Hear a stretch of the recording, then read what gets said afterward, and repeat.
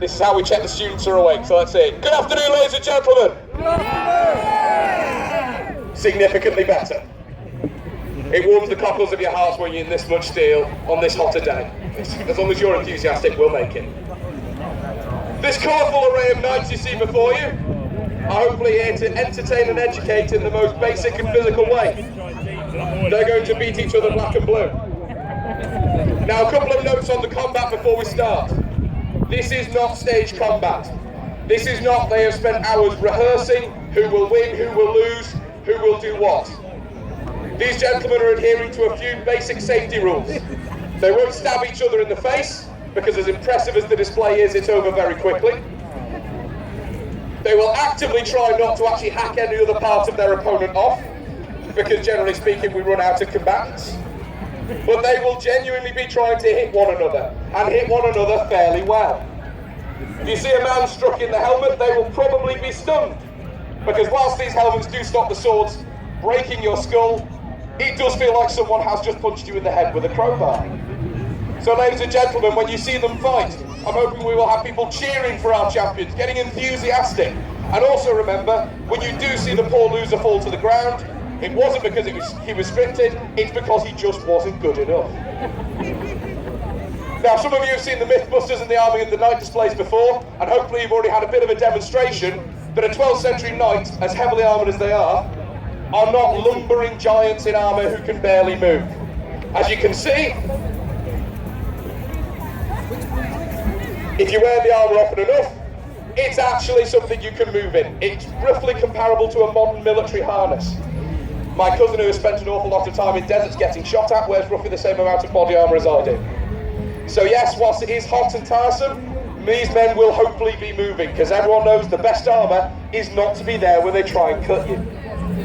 So ladies and gentlemen, I will now hand us over to our bishop, who will be presiding over this tournament. This will start with a knockout competition, where we will select one knight fighting one knight here for you, doing their best to knock each other senseless. And of course, we're going to leave the selection of those knights to the younger members in the crowd. And thank you, my lord. Earl Daniel of Chester, everyone give a round of applause, ladies and gentlemen.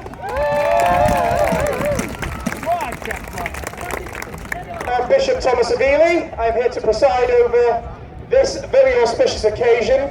I'm going to try and make you go back and use your imagination, go back in time now. So in 1166, the Baron of South Mercia has now warranted a tournament for the Royal Charter to be presented to the Count of Bedford, to own their own markets and own their own trade routes and hold their own courts of law. So this is an auspicious occasion. There's many knights come from across the land. Some have come over from France to fight for your pleasure. So without further ado, I'm going to get this started. I'm going to ask any children here. My Lord of Chester here will choose the first child to pick a knight. Put your hand up, I'll choose the other one. This little boy here.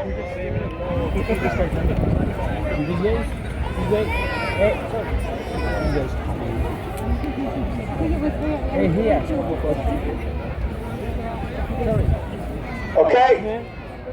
The knight with the white lions on a red shield. And Philip Fitz-Edward, ladies and gentlemen. Give them all a round of applause. As the Earl mentioned, this is not scripted. They will be fighting for honour and their own personal pride. They want to continue in this tournament.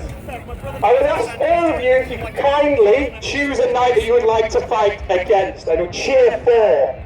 Ladies and gentlemen, those who want to cheer for Sir Christopher de Sonless, ladies and gentlemen, round of applause now! And those who'd like to fight for Sir Philip Fitz-Edward, cheer now! Oh, I think he may have had it, Mr. Sir Christopher. Knights, lords, ladies, pop high. In your time. Come on, Bluey! Cheer for you! Cheer for your knight, he'll fight harder! Oh, it disarmed him! Fitz-Edward is disarmed! Is he going to be honourable? Will he carry on the fight? Will he allow him to pick up his sword? Ah! His brother has given him a sword to fight with, ladies and gentlemen. Quick tip, keep hold of the sword, my lad.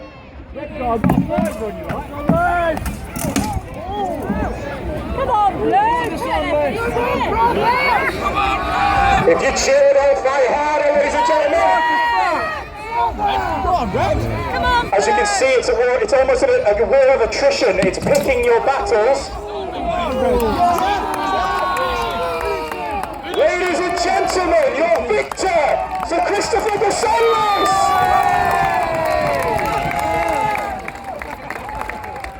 Leo's not happy with his brother. He's training better than that. Oh,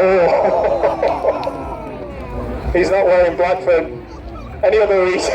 He's quite a cruel man. Ladies and gentlemen, if I can pick the next child to choose their knight, you put your hand up. Welcome.